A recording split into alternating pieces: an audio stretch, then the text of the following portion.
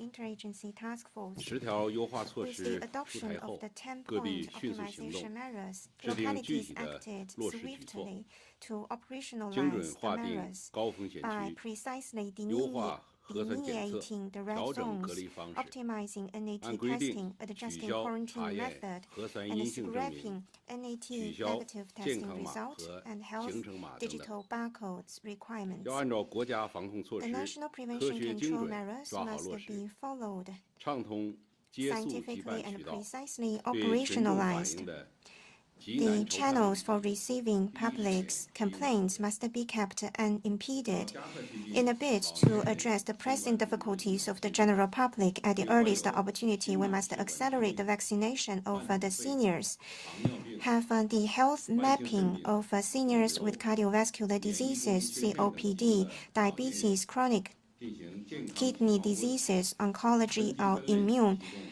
健康 compromise, and provide them 在此 with 也 classified 提示 and 大家 tiered 优化 health 措施后 services. We'd also 仍然 like 要 to remind the 继续做 general 好个人 public 防护 to continue with 保 your 持 good 健 personal 康文明 protection, 生活习惯 keep the healthy lifestyle, 自己的 foster 第一责 responsible 任 ethos, 保 and 护 be the 自己 person 保 accountable 护 for your 他 own 人 health. Protecting yourself means 今 protecting 天 your 发布的主 family. 题将继续围绕 Today, we 进一 will 步优化 focus 落 on 实 optimization and operationalization of prevention control measures. 部门的负责人 We've 来 invited experts 下面请 and 各位记者朋友举手 leaders responsible in different departments to take your question. Now the floor is open for questions. Please identify yourself before you ask questions. 第一排投过到第一位记者 谢谢主持人，人民日报记者。 With the 我们 People's 关注到 Daily, 进一步优化措施 we've 中 noted 强调对 in the optimized measures, 实施分级分类 it has been emphasizing on the treatment provided to people at risk, classified and tiered management and treatment. What are the roles played by the health institutions in providing such health services? I'd like to invite Madam Guo Yanhong to take the question. Thank you for your question.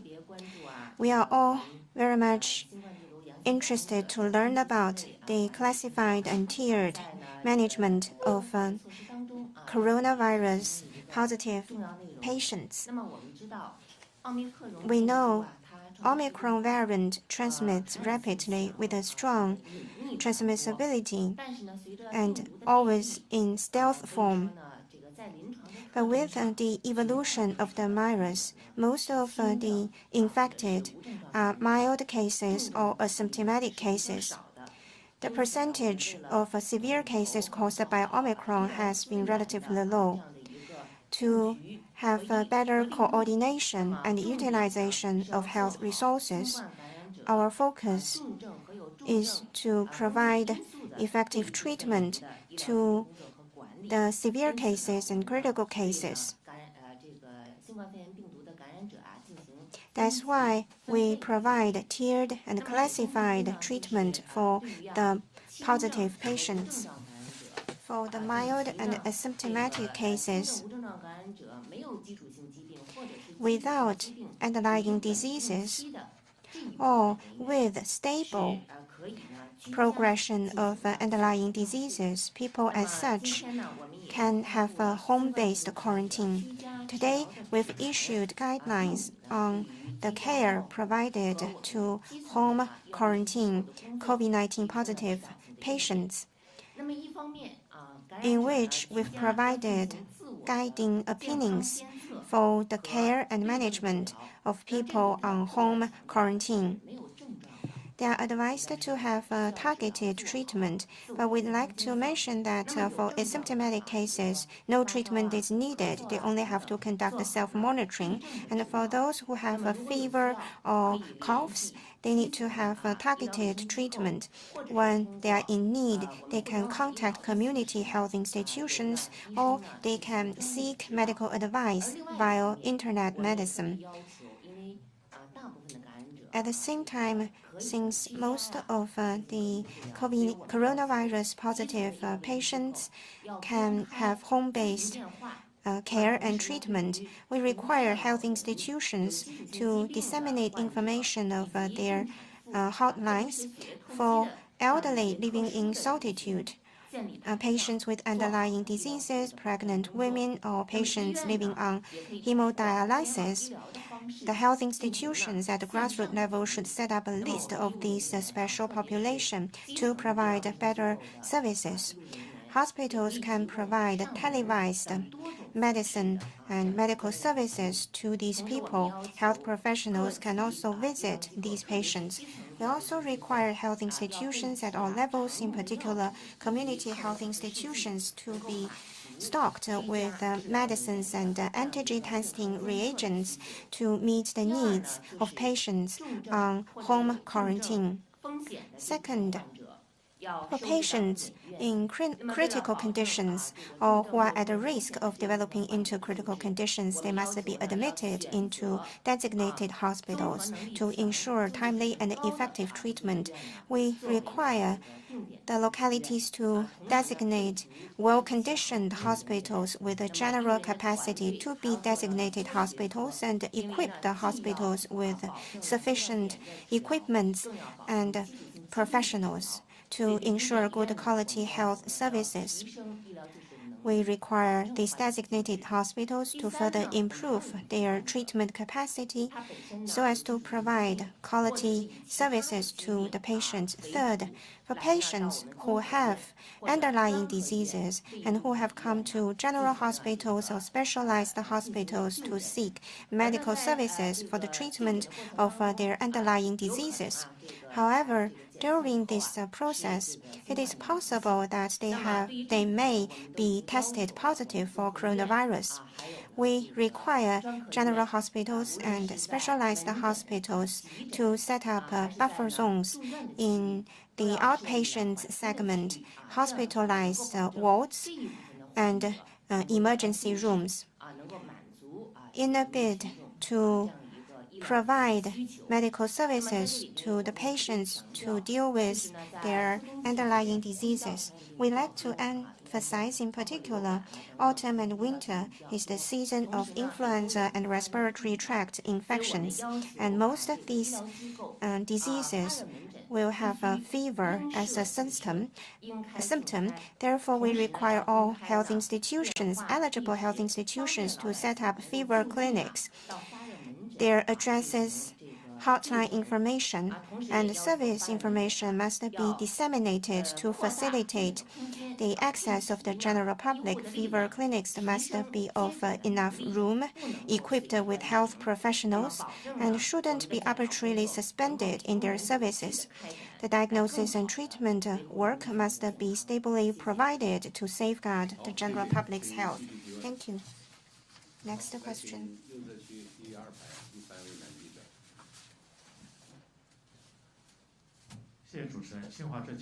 With Xinhua News Agency, we've noticed that the optimized mirror requires further narrowing of the NAT testing scope and reducing of the frequency. What are the specific requirements? I'd like to invite Mr. He Qinghua to take the question. Thank you for your question.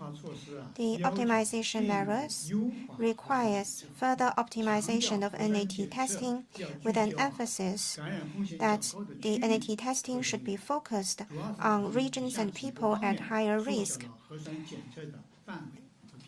The optimization is in the following areas. First, scrapping blanket NAT testing based on jurisdiction. Second, apart from nursing homes, health institutions, kindergartens, primary and secondary schools, no other public places needs NAT negative testing certificate as the entry requirement. Third, scrapping NAT negative testing certificate or health digital codes for the movement for people who are on move across different regions, and scrapping arrival testing. Fourth, antigen testing is allowed in light of the specific needs.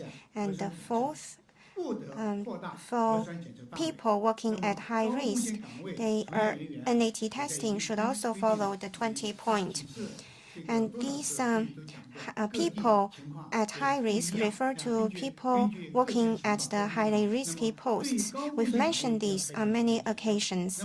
NAT testing is required only for these people working on highly risky posts. For those who are dealing with inbound travelers, imported goods, or environment related to these occasions, people working at designated health institutions or the fever clinics of general health institutions, in supermarkets, fast food delivery, and those people who are working in crowded public places. Thank you. 好，谢谢，我们继续提问。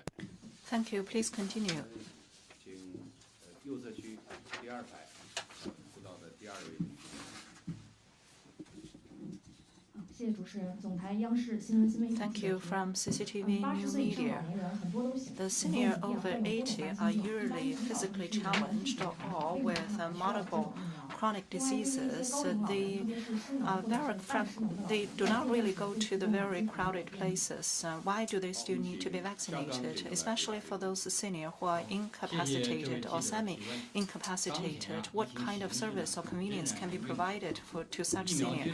Currently, the COVID-19 control is still quite challenging. The vaccine nation is still having a very good effect in the prevention of severe diseases and fatality. When being infected, the senior is prone to be developed into severe, critically severe, or even death cases. So they would be the beneficiary from vaccination.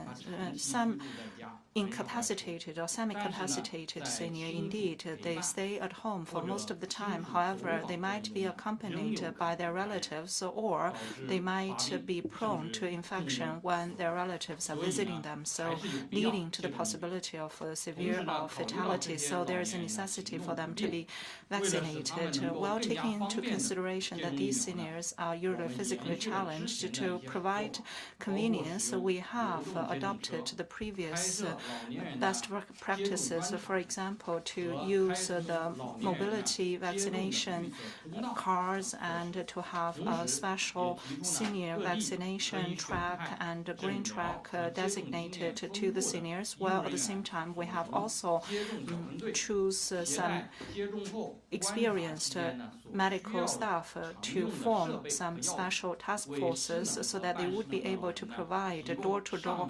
vaccination services to the senior who are either incapacitated or semi-incapacitated, so that they do not need to go out and they can be vaccinated in such a manner. 好，左侧区第3排辅导的1位男记者。谢谢方便性提问。新措施发布之后，如何统筹日常诊疗和新冠患者？ So after the issuance of the new measures, how can we better coordinate the normal diagnosis and treatment with that of the treatment of the COVID-19 patient? That is to say, while we are treating the COVID-19 patient, it shouldn't unduly influence the general treatment order. As you know that the access to the medical services is the need of the mass public. That is why we need to strike a balance between the treatment of the COVID patients with that of the normal treatment. We have done the work in the following areas. The first one is the strengthening of the construction and the coordination of the medical resources. We have given guidance of the preparedness of the beds of all the localities so as to expand the medical resources. Especially, we have come out with tiered, characterized, and classification protocol so that they would have a differentiated hospitalization standards for the infected based on their seriousness of the symptoms. So such a characterized treatment would be able to maintain the normal operation of the medical institution. Secondly, we need to do a scientific and targeted COVID-19 response. We cannot just close down the medical institutions, especially for the fever clinics, emergency clinic, operation room, also including the dialysis, ICUs, the delivery rooms, including such very important departments within the medical institutions cannot be easily suspended to ensure the access to the patient's needs.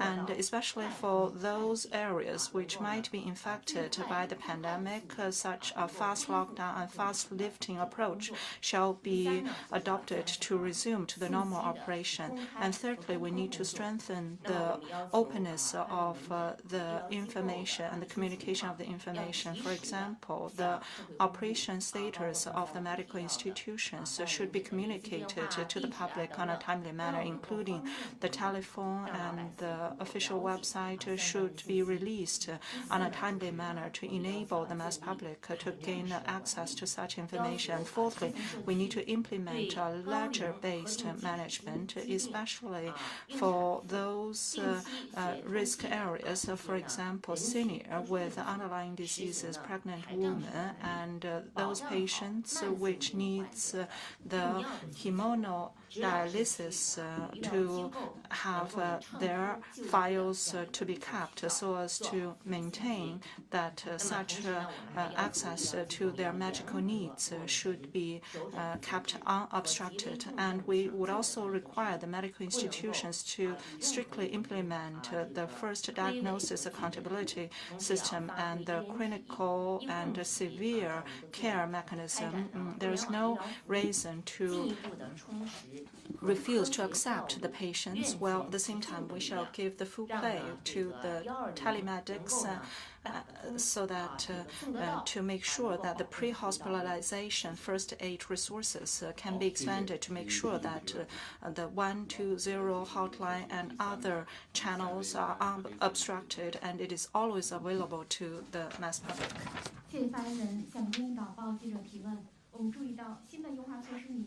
We have noted that for those who are asymptomatic and so those who are with mild symptoms, then there is no need for them to be having a mass quarantine. But of course, people are still worrying that they might be easily infected by the positive cases living in the neighborhood. And how can we reduce such types of worries? Is there a possibility that if they are under a home quarantine, there is expansion of the transmissibility of the virus, whether the risk is controllable? Actually, the pathogenicity of the Omicron is obviously attenuated, so that is why we would be able to reduce the severe cases and the fatalities to a very large extent. Well, because of the attenuated pathogenicity, we can be more complacent and to be more relaxed regarding such infection of the COVID-19. There is no need to be nervous or even panic. So the home quarantine is not really a relaxation of our treatment. It is for a better targeted, tiered treatment and diagnosis so as to cut off the transmission, while at the same time to make sure that the very limited medical resources would be focused on the treatment of the severe cases. So on the one hand, we need to avoid the possibility of the transmission, while secondly, we also make sure that such severe cases can be transferred to the hospital for a timely treatment. And for those who are under a home quarantine needs to be better protected, and to reduce the contact as much as possible, certain distance should be kept within the positive cases with that of its family members. And firstly, the home should be ventilated, because a good ventilation can be vital of reducing the transmissibility of such respiratory diseases. And for the bathroom, if the patient can use it alone, then that is the best approach. If it is a shared bathroom, then after the usage, disinfection should be conducted in a thorough way, while hand hygiene and the disinfection of the environment while cooking, eating, and other processes.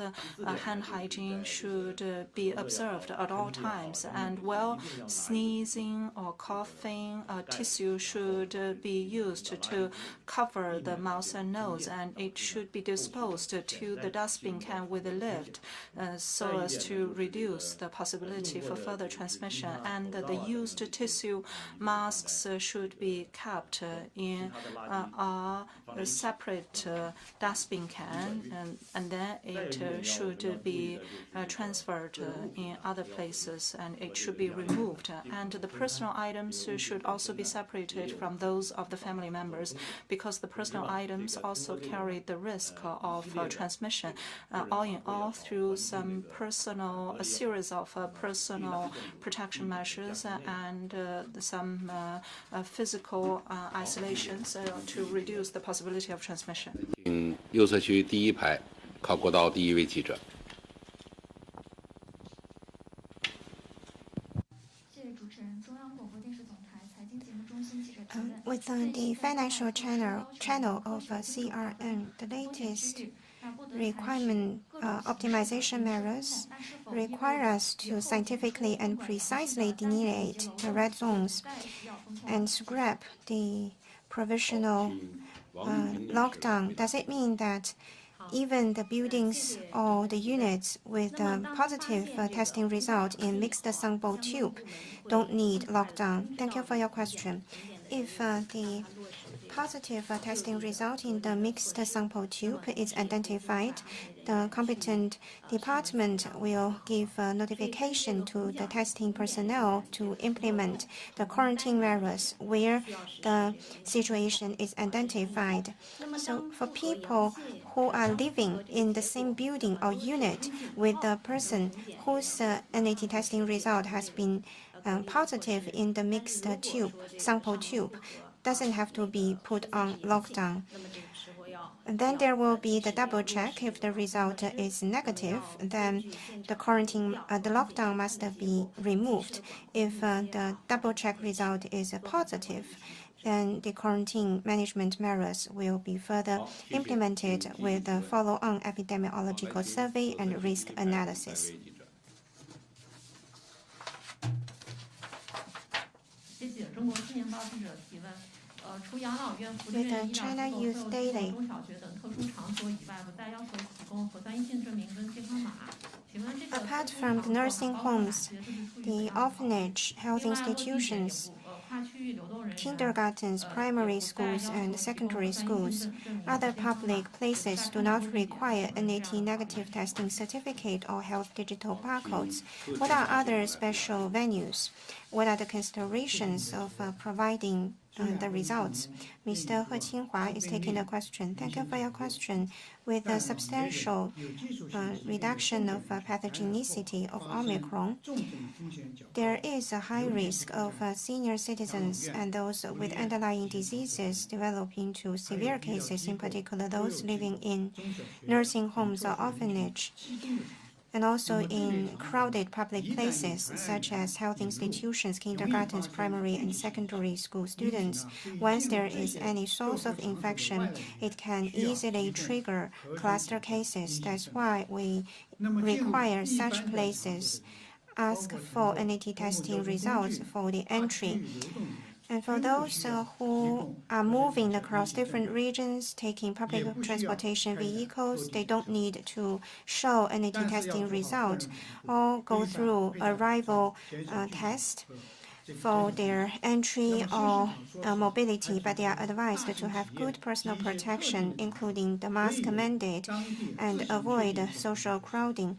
The new 10 points also put forward that large enterprises can have their own prevention control protocols. Localities, in light of their individual situation, can contextualize their prevention control measures. For example, important enterprises, big enterprises, and industrial parks can have their contextualized strategies in prevention control. You said no NAT testing result, no health barcode result certificate is needed for other places, and this is based on our practices and experiences accumulated from the past 3 years. 第3位女记者。谢谢主持人。健康报记者提问。 With 我们国健家康报一直在倡导老年人接种疫苗。 we have 那我们 been 国人和民 advocating 先发布 the 了也 vaccination 多 for 次 the 呼吁 elderly. 但是呢，老年人 The State Council Interagency Task Force on this press conference has advocated on many occasions on the elder vaccination. However, admittedly, the vaccination rate of the seniors are still low. What will be the measures adopted to remove their concerns and promote vaccination? I'd like to invite Mr. Xia Gang to take the question. Thank you for your question. We've noticed that there are a swath of seniors who haven't been vaccinated. We've been surveying into the issue.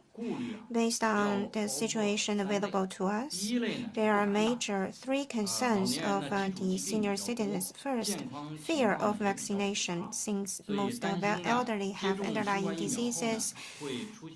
They are kind of afraid that they may be prone to adverse events.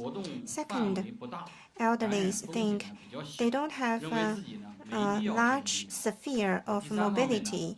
Therefore, they have a lower risk of infection. They don't think it's necessary for them to get vaccinated. And third, there are elder citizens who have difficulties in their mobility or accessing transportation vehicles.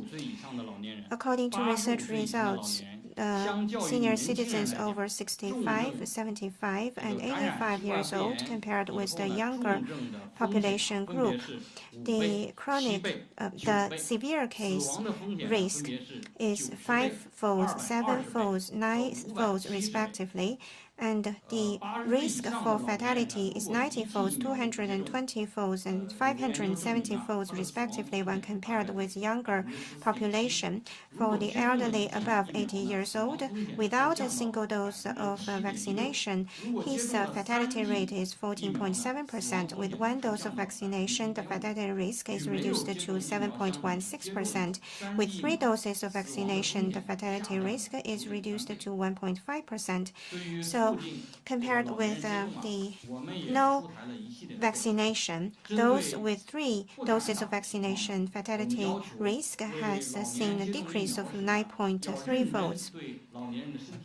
In light of the fear from the senior citizens, we require the health professionals to have a serious evaluation of their health physique, ensure the vaccination venues have health equipment, rescue equipment, and health professionals to pay special attention to suspected ADEs, to have a good monitoring and rapid response.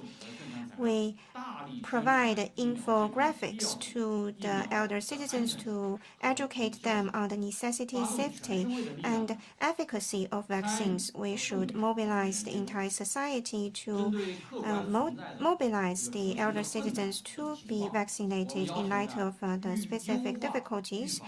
We should optimize the vaccination services, refine facilitation convenience measures, so there is no last-mile difficulty for the elders to get vaccinated. We hope our vaccination policy can be affectionate to the elderly. We also hope the elder citizens can proactively get vaccinated so that they will be at the helm of their own health. Next question, please. 谢谢主持人。江苏广电荔枝新闻记者提问。那么我们都知道，这个 With 医 Jiangsu 务人员 TV, 一直是在抗疫的第一线。 we know health professionals have been the vanguard of fighting the pandemic. What if they are infected with the coronavirus? Will they be put on home quarantine or treatment, or should they carry on with their work? I'd like to invite Madam Guo Yanhong to take the question. Thank you for your question. I'd like to thank you in particular for your care and concern provided to health professionals. Yesterday, in the newly released 10 new points, we've put forward the importance of scientific classified treatment of COVID-19 positive patients. Mild cases and asymptomatic cases are advised to have a home quarantine. They can also volunteer to go to the centralized quarantine facilities. Health professionals are a very special group. Each day they receive a large number of patients. They are at the highest risk of getting infected, and they have onerous working burden. They are unavoidably exposed to risks. Once health professionals are infected with coronavirus, the new 10 points should also be followed through. However, to minimize the risk of their exposure, we put forward the following requirements on the management of health institutions. First, we must improve the management of places at risk with a higher risk of professional exposure, fever clinics, ER, wards. The working procedures and protocols should be optimized. We must equip the places with sufficient health professionals. Health professionals are advised to have scientific personal protection by wearing PPEs to minimize the risk of exposure. While at the same time, the medical institutions should also strengthen the stockpiling and the dispatching of the medical resources so as to satisfy the needs of the clinical and diagnosis and treatment. And secondly, we have been repetitively asked for the implementation of the measures to take care of the medical staffs so that the health monitoring and vaccination of the medical staffs can be well conducted, and also based on the pandemic trends as well as the dynamics of the clinical treatment, we can dynamically optimize and adjust the grouping of the medical staffs so as we have a more rational allocation of the medical resources to make sure that it would be able to satisfy the clinical treatment needs. Because of the professional exposure, it wouldn't unduly drag down the efficiencies of the operation. And thirdly, medical institutions has its special feeders with a high mobility and large group of the vulnerables. Based on the new 10 measures, when entering into the medical institutions, 48 hours of the AAT testing should be checked. We would require that the patient should have done such an AAT test or antigen test in advance.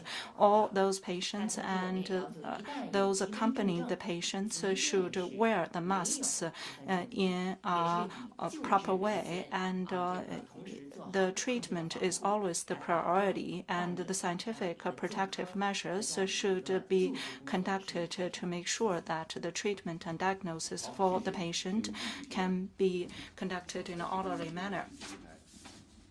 第二位记者。谢谢发言人。中国网记者提问：进一步优化措 From 施 China 具备 Net, 居家 and 隔离条 the 件 new optimized measures made sure that for those close contact who are well conditioned to have a home quarantine, they can also choose to have a mass quarantine on a voluntary basis. So when the mass public are making such choices, what are the factors to be taken into consideration? Actually, the close contact, if they choose to have a home quarantine, they should have the following conditions. First of all, it is preferable they have a separate room with a good ventilation. And secondly, if they share the same bathroom, then the bathroom should be disinfected in a proper manner. And thirdly, for those who are at a home quarantine, if he is alone, then he should be able to take care of himself. And fourthly, those who are at home quarantine should be confined at its home entirely and refuse all kinds of visits. So it is suggested that the close contact can have a home quarantine. And we would also like to stress that during the home quarantine processes, if there are senior and infants who should be taken care of, then the personal protection should be well taken care of to avoid the possible transmission risks. Wearing the mask and hygiene are the priority, and the antigen test should be conducted on a daily basis. If it is turned to be positive, it shall be reported to the community or the family doctor. And once being detected as positive, the self-monitoring should be conducted. Well, of course, the self-monitoring on the symptoms, including whether there is fever, cough, shortness of breath, such symptoms. Once such symptoms have been triggered or being found, it shall be reported to the community. And also the senior, the pregnant woman, infants, and those who have underlying diseases like cardiovascular diseases, when under home quarantine, if they have special needs in medication or treatment, they should, on a timely manner, file to the community. Once, in case of emergencies, timely treatment to the and access to the medical institutions should be done on a timely manner. 谢谢主持人。南方日报南方家记者提问。 From Southern Daily. And currently, once there is one positive case detected, the whole building should be locked down. So what are the conditions for having a lockdown? And sometimes the same building have different capacities. Sometimes one unit may accommodate several hundreds of households. Under such circumstances, how are we going to deal with it? And also, how can we implement the fast lockdown, fast removal approaches? So what are the timeline for the so-called fast removal? If there is one positive case and there is a low risk of transmission in the place of the living and the place of work, and after the assessment that there is no community transmission risk, so no high-risk zone need to be delineated. And you have mentioned that there is a possibility that in the same unit it may accommodate several hundreds of households. Based on the epidemiological investigation and the assessment according to the new term measures, only those highly risk exposed floor or household should be zoned as high risks. And for those high risk areas, if within 5 days there are no new infections, timely lifting of the measures can be conducted to avoid a prolonged lockdown. And also for the new measures, especially for the asymptomatic and those mild cases, as well as the close contact of such cases, are also under home observation. And for those under the high-risk zoning areas, for those newly detected new infections, if they are the personnel living with the positive cases or the close contact, and those who live with the close contact of the positive cases, after the assessment that they have no community transmission risk at all, it wouldn't unduly influence the lifting time of such measures of the high-risk areas. That is to say that the removal of such measures can be also conducted accordingly. 谢谢主持人。 Nonetheless, 记者提问：养老院、福利院等是老年人、儿童等特殊人群集中的场所。 So the nursing home and welfare houses are the congregated areas for the seniors and the infants and children, and especially such special groups. If there's any infections, seniors are the high-risk area for the severe diseases. So how are we going to deal with it if there are infections in the nursing homes and the welfare houses? Indeed, as you have mentioned, that the senior and the children are the priority groups for our COVID control, and the seniors are the high-risk area of the COVID severe cases. When there are pandemics in the community, unavoidably the nursing home and the welfare houses are to be influenced. That is why in the new measures that the NAT, negative testing, health code still need to be checked when accessing to such facilities like nursing homes and welfare houses. Such measures can effectively reduce the possibilities of bringing the virus within such institutions. We also require that for such nursing homes and welfare houses, they should have made their preparedness plans, including the emergency contingency plans, including the ventilation and the hygiene, and we should also help and remind the seniors and the children to do a better hand hygiene, and the staffs working in such institutions should wear the masks at all times to reduce the possibilities of the transmission, to minimize such risks. And we should also remind that the seniors shouldn't have a frequent visit to each other so as to reduce the congregation and the gathering of the people, so as to better prepare and to prevent the outbreak of the pandemic. Once there is infection in these institutions, they should respond rapidly by having a preparation and preparedness plan, by setting up different zones. The infected seniors should be separated from the not affected ones. They should be attended by a fixed payroll so as to minimize the potential impact. In many of nursing homes, there are the medical clinics.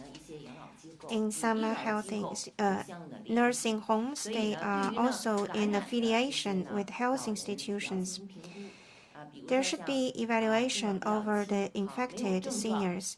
For those who are mild cases or asymptomatic cases, they can continue their care, treatment, targeted treatment in the nursing homes.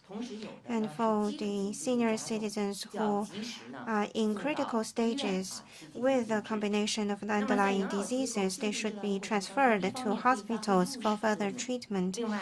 In the nursing homes, the medical clinics should be equipped with health professionals. When it is necessary, for the large-scale nursing homes, we require the stationing of ambulances so as to timely transfer the senior citizens with critical conditions. Finally, we'd like to emphasize, again, vaccination can effectively reduce the risk of critical cases or fatality. We advise the eligible elder citizens without contraindications are advised to get vaccinated as quickly as possible. Thank you. 好，我们来请左侧区第4排靠过到第2位记者。谢谢发言人。21世纪经济报道记者提问。 21st century economic news. When there is discomfort, when should a person be on home quarantine and when should the person go to seek medical advices in health institutions? I'd like to invite Mr. Wang Guiqiang to take the question. Thank you for your question. Home quarantine needs some preconditions. There should be a separate and independent room for the infected. If in the same home there are other people with underlying diseases or elderly, it is not suitable for the infected to have the home-based quarantine. Most of the mild cases or symptomatic cases don't have to go to the centralized facilities or health institutions, but we emphasize that there should be continuous health monitoring by taking temperatures. If there is symptom developed like fever or coughs, the positive patients are advised to have a targeted treatment oral intakes. However, we dissuade the stockpiling of medicines. General medicines for the treatment of cold are good enough. You can also seek medical advice from community health workers or have some televised medical services. For Chinese herbal medicines, they may have different commodity names, but the active ingredient is the same. For example, for the paracetamol, many medicines have the active ingredient of paracetamol, which can relieve your fever, but many commodity products have the active ingredient of paracetamol. When having too much intake of it, it may lead to some adverse event. Same is true for the antibacterial medicines. For those who have underlying diseases, while treating COVID-19, they should also carry on with the treatment of underlying diseases. For the development of the following situation, we advise the coronavirus positive patients contact their neighborhood committee or may dial 120 to be transferred to health institutions for treatment. First, if you have symptoms of respiratory difficulty or shortness. Second, with medication, fever continues for over 38 degrees centigrade and over 3 days. Third, if you see the exacerbated situation of the underlying diseases, such as the chest pain for cardiovascular disease patients. And fourth, for infants and young children, if they show symptoms of lethargy, seizure, refusal of feeding, diarrhea or vomiting, with medication without any alleviation for 2 days and above, they should seek medical advice immediately. And for pregnant women, if they have a shortness of breath, or the palpitation, or the anomaly with the fetus activity, they are advised to go to hospitals. In general, for home quarantine patients, have a good health monitoring, and in case of anomalies, contact your community general practitioners and seek medical advices or go to hospitals as needed.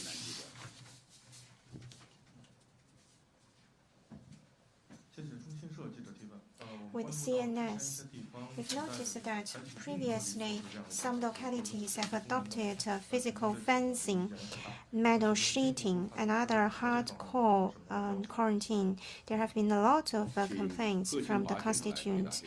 Are there any requirements in the new 10 points?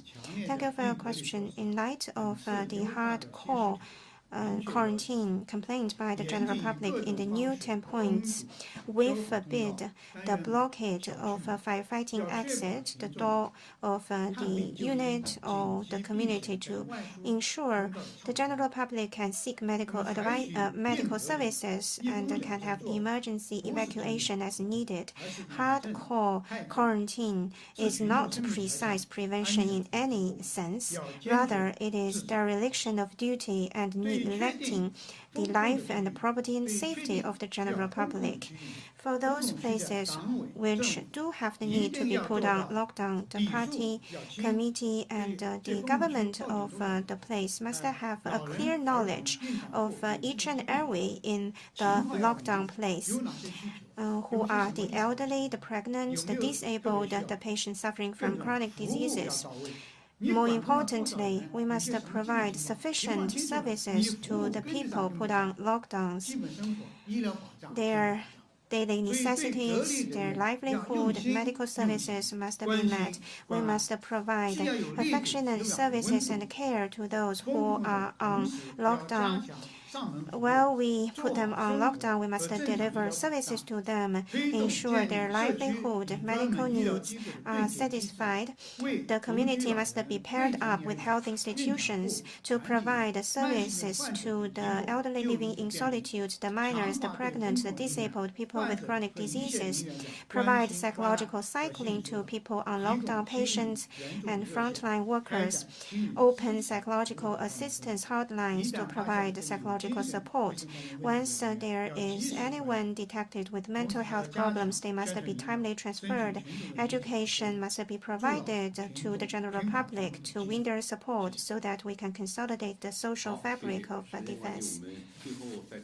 Thank you. In the interest of time, we'll take 2 last questions. 先来请左侧区第3排最靠里边那位记者。谢谢主持人。香港紫荆杂志社提问。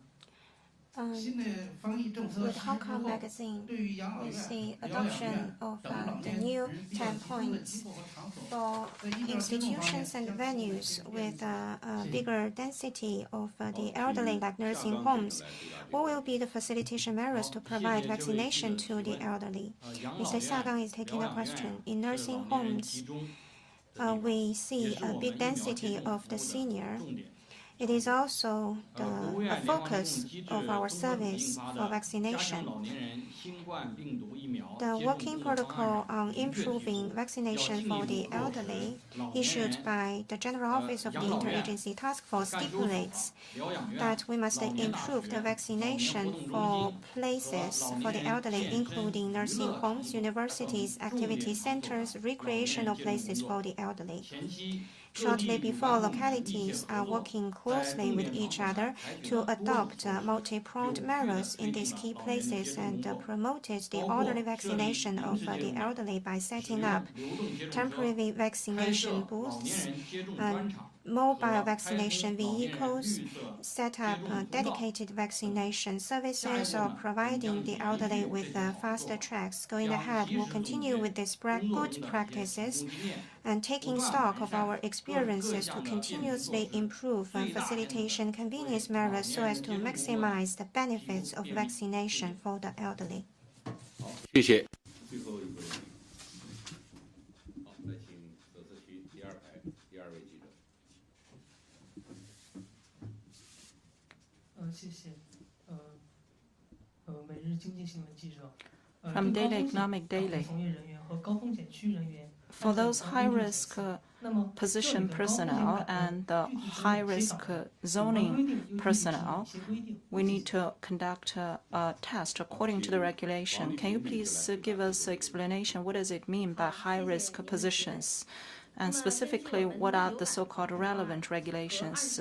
According to the 9th Prevention and Control Protocol and the 20th Optimization Measures, the high-risk positions staff include the following personnel. So firstly, the personnel who have a direct contact with the inbound travelers, objects, and environment, and also the staff working in the mass quarantine, and also the medical staffs working in the designated hospitals and the fever clinic of the general medical institutions. So they need to have a closed-loop management of the operation. They need to have a daily NAT test. And the second big category of the staff are those who are highly exposed and who have frequent contact with the outside world, including the staff working in the supermarkets, fast delivery, and other fast food delivery services. So that is why they need to have a